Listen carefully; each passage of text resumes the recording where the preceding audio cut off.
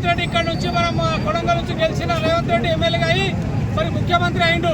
మరి ఇదే చౌరస్తాలో పత్రికా సోదరులు ఉన్నారు, రైతులు ఉన్నారు, మన వివిధ గ్రామాల ప్రజలు ఉన్నారు. అందరి ముందరే ఇదే చౌరస్తాలో డిసెంబర్ 9 తారీఖు రోజు మీరు ఉరుకుతా పోండి. నేను డిసెంబర్ 9 తారీఖు రోజు మీరు లోన్ తీసుకోండి 2 లక్షలు వెంటనే మాఫీ చేస్తా అని చెప్పి దొంగ హామీ ఇచ్చి ఎన్నికల్లో గెలవడం జరిగింది. రైతులకు ఒకటే కాదు, యువకులకు కానీ, మహిళలకు కానీ, ఆడపడుచుల మన అక్క చెల్లెళ్ళకు కానీ, కోడళ్ళకు కానీ మోసమైన హామీలతో మరి అమలు చేయలేని హామీలు ఇచ్చి మరి కాంగ్రెస్ ప్రభుత్వాలకు వచ్చిన తర్వాత గత 9 నెలలుగా మనం తెలంగాణలో చూస్తూ ఉన్నాం.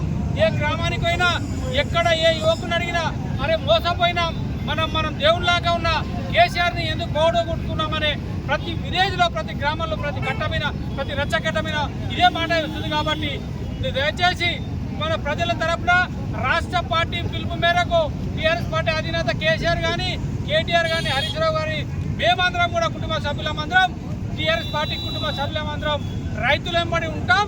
మీరు ఇచ్చిన హామీలు ఖచ్చితంగా అమలు చేసే వరకు మీ కాంగ్రెస్ నాయకులు కానీ మరి రేవంత్ రెడ్డిని కానీ వదలమని చెప్పి ఈ వేదిక మనకి హెచ్చరిస్తా ఉన్నాం.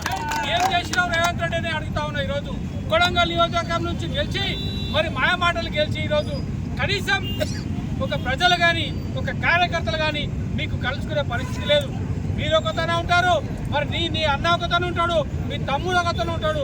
మరి కనీసం ఎవరికి చెప్పుకోవాలి బాధలు? మరి ఎవరో ఒక అధికారిని పెట్టినంత మాత్రాన కొడంగల్ నియోజకవర్గ ప్రజలను మోసం చేసి మీరు హైదరాబాద్లో కూర్చొని ప్రజల మీద మాట్లాడుతూ ఉన్నారు. కేసీఆర్ గురించి మాట్లాడే అర్హత ఈ రేవంత్ రెడ్డి కానీ, ఈ కాంగ్రెస్ నాయకులకి ఎవరు కూడా తెలంగాణలో లేదనే విషయాన్ని గ్రహించాల్సిందిగా కోరుతా ఉన్నారు. ఈరోజు మద్దూరు మండలంలో